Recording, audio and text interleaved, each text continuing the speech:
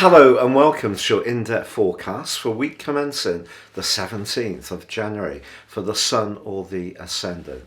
As ever, I'm going to give you a broad overview of what to expect this week before diving deep and sharing in forensic detail for each of the 12 zodiac signs what is in store. So this week begins with a very potent full moon in the sign of Cancer. The sign of Cancer is governed by the moon. So the moon being here is, if you like, in its home birth.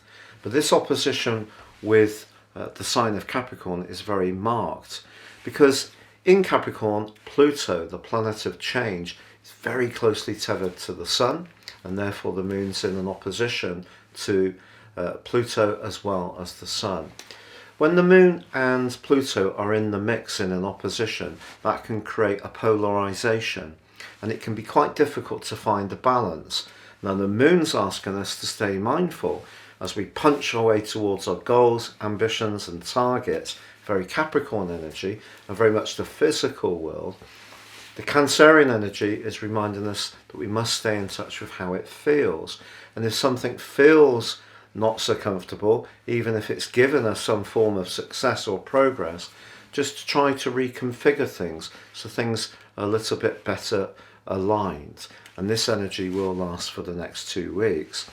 If you'd like to know more about the full moon, you can join me for my deep dive video by seeing the link beneath this show. But all this week, Mars is actually forging a very positive link to Pluto, so we have a semi-sextile, and that's very energizing. Mars continues in the sign of Sagittarius, but there's 3 of the more draining, enervating vibe of Neptune, which really was affecting it quite badly for the previous 10 days. So I think energy can generally be a lot better. Also, Uranus has gone direct.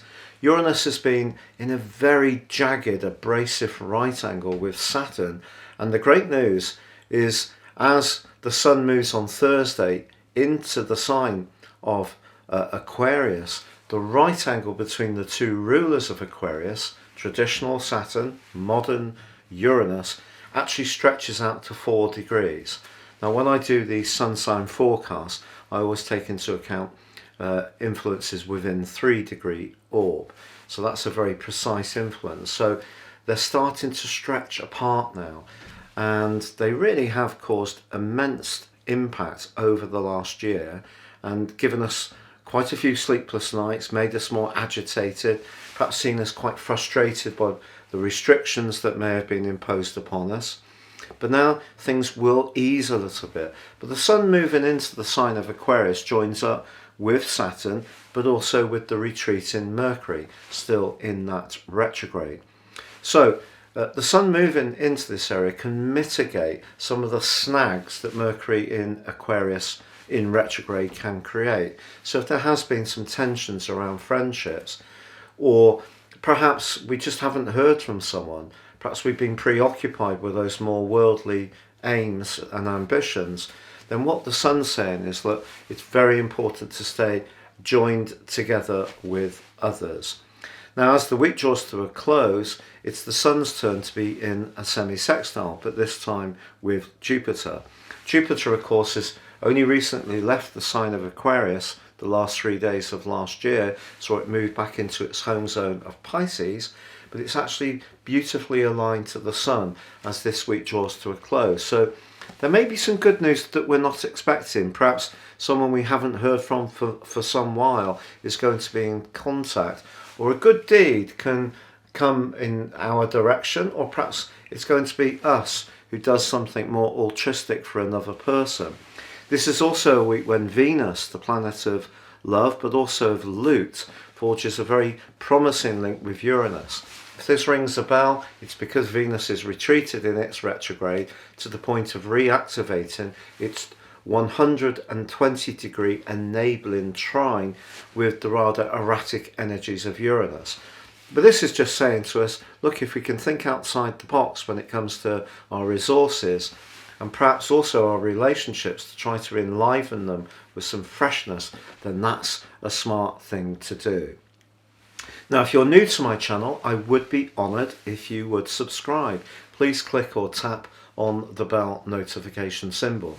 You can also get your free daily written horoscope fired to your device each morning by seeing the link beneath this video. Or if you'd like to order your 12-month forecast and get your character analysis based on your personal astrology, you can do so and get 30% off by seeing the link below. But please stay with me for your in-depth zodiac sign forecast. Hello Cancer, and welcome to your in-depth forecast for week commencing the 17th of January. This week's full moon in your sign is very much about relationships. But remember, relationships aren't just with others, they're with ourselves. They're with our relationship to relationships in general. But also, if there is a key tie in your situation where you feel your voice is not heard, or someone seems more focused on what they want to do in their individual situation, or you just feel a bit cut adrift from other people, that's all part of the same thing. So what this full moon is asking you to do is to find some ways to gain greater traction.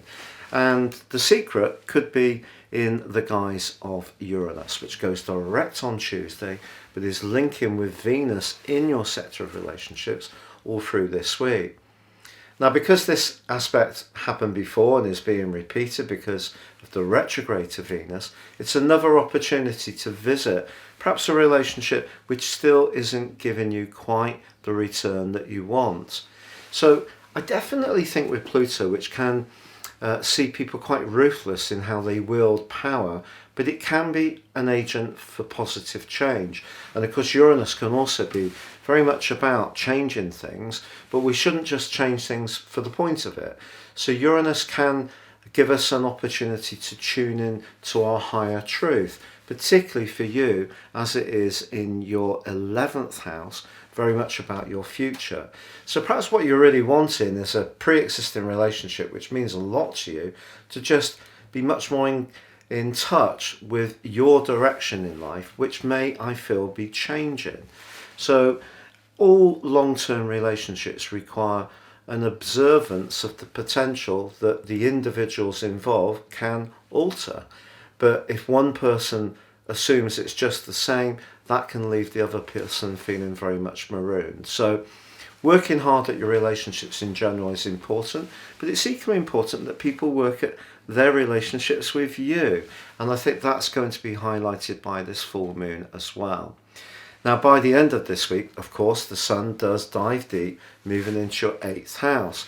So this is less concerned with what you're told and more concerned with what is really meant. So the 8th house is much more subterranean. It's kind of like a very Plutonian energy. So it's diving deep. Mercury's retrograde in this area. So anything to do with business, finance, entrepreneurship could come very much into your thinking. But I think generally the sun moving into this area can actually fortify the more negative influences of Mercury in its retrograde. And the two rulers of Aquarius, which have been causing such a lot of misery at times over the last year in their very sharp grinding right angle, well, by the end of this week they start to pull apart, and that should make things a bit lighter for many of us.